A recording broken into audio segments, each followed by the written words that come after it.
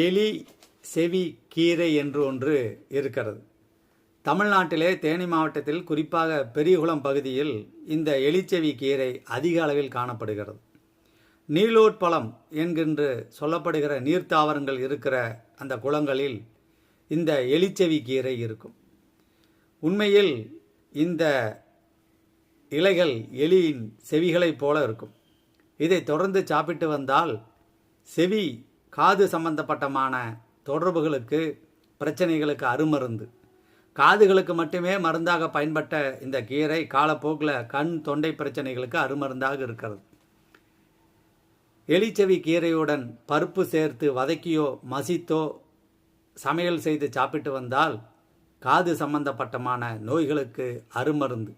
முன்னோர்கள் தொட்டதற்கெல்லாம் மருத்துவமனை போகவில்லை, கீரைகளை நாடினார்கள், நன்றாக வாழ்ந்தார்கள்.